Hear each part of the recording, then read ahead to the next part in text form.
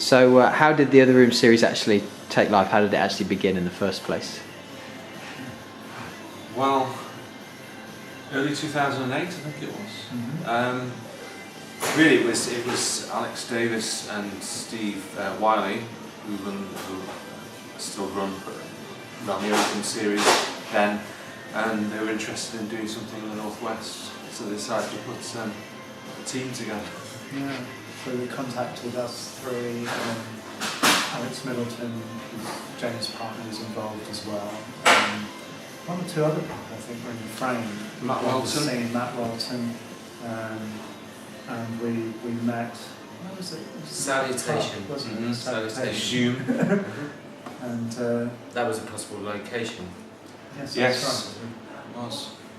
And then I think it was, he very quickly came up with the idea, and the first reading probably took place within a couple of months, or even sooner. Yeah, well, I think we first started talking about it until end of January 2008, and the first reading was April 2008. Yeah, so it developed very quickly from that moment, but it's very much Alex kind of bringing us together and kind of giving us that impetus really.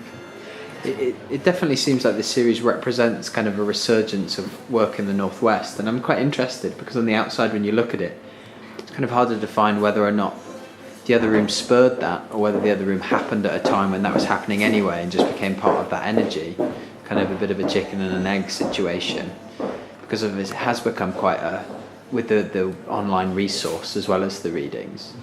Do you think it happened at the right time? There was already a lot of interesting poets working in the same area wanted to come together, or do you think the Other Room itself brought a lot of people together and kind of began some new energy? I have some thoughts on this. I mean, I think we were doing a lot of interesting things, the three of us, and we knew Alex. I mean, I was doing Matchbox and I'd done a couple of readings. I think there was some interest in that. Tom was doing Parameter and there's some interest in that, and Scott was doing his course and there was interest in that. And then the first Other Room, I think a lot of people who had been interested in that sort of poetry came together then who had been wanting that, and they've galvanised into a body of people who've come quite regularly, although we have had quite a massive turnover of readers. Yeah, I think we've got about 80 Yeah. as of tonight. I think it's certainly also it has created a new context for activity in the Northwest. It's meant that we put on quite a few well-established writers, but we've also broken new writers who are just kind of emerging really, and this has become a context in which they've been, if not taking their very first steps in writing, although some of them have, they're certainly maturing and finding their way, first publications emerging, early performances. I think Lucy Harvest Clark was her first, I think. It was her first reading class. Richard Barrett must have been one of his first performances. So in a way, I guess it's drawn on work that was happening in the area, but in turn I think it's spurred and kind of encouraged people moving forward in their writing as well, which has been great. And as much as possible trying to incorporate artistic scenes as well. We've had people here like Ben Quillian and Louise Woodcock, so I mean those people have attended and we've attended their events, so there's been a cross sort of pollination to doing a straightforward poetry reading. Yeah, Matt Dalby too. Dalby, So Rachel Rose Clapham was kind of doing performance stuff as well. So. This plays into kind of my next question about whether or not you have defined aims with the series and how much that is tailored, whether you actually set out and think, well, we have a certain something that we wish to achieve, and that you seek that in the way that you program the readings, and perhaps whether that's changed from the start to now. That's interesting. I think we probably have more discussion now, don't we, than we did. I mean, I think at the start it was just like doing something. Yeah. But since then, I suppose we do have big, longer discussions. I think about what we're doing and what we want to be doing and who we would invite that would fit with that. So I think it's to do with it. I mean, it happened very quickly, as we've alluded to already at the start. We didn't really have these massive discussions, or we did have these massive discussions about aims, but we didn't really come to any conclusion about them. And I suppose that discussion's been ongoing and evolutionary, really. I think it's quite organic. There's not a sort of, there are quite strong impulses that drive what we're doing, but I don't think it would be possible to kind of formalise them. And we do occasionally kind of come up against each other when we're making decisions, and that's where these discussions develop, which are fascinating. But I think ultimately we wind up resolving it in some way. But generally speaking, I think we seem to know what there's a chemistry about what we're doing, and I think we seem to know what feels right for the other, really, by and large. And occasionally there are areas where we need to sort of really negotiate the territory a bit more carefully. We had a logistical notion at the start, which was a Manchester reader, Oh yes, that's and right. then a North West reader, and then an another reader, which was sort of financially constrained. And now we think we feel we've put on essentially everyone in Manchester at least once. So now we're just putting on 3 readers that we want to put on.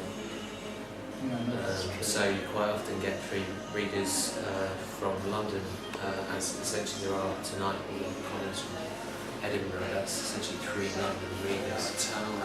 Out of town readers. Foreign people. Those people up south, from down Devon. So to finish really then, I'm interested if you have personal highlights. Obviously asking who your favourite poet or performer is a bit reductive, but there must have been a night, and I'm really more interested in the idea of that kind of organic chemistry. There must have been nights perhaps individually to each of you that you've thought that's just completely unique, how that's come together, and that retrospectively you were pleased. Difficult question. Pick your favourites. I think my favourite's yet to come. I think we're still going, and we're going to keep on going, and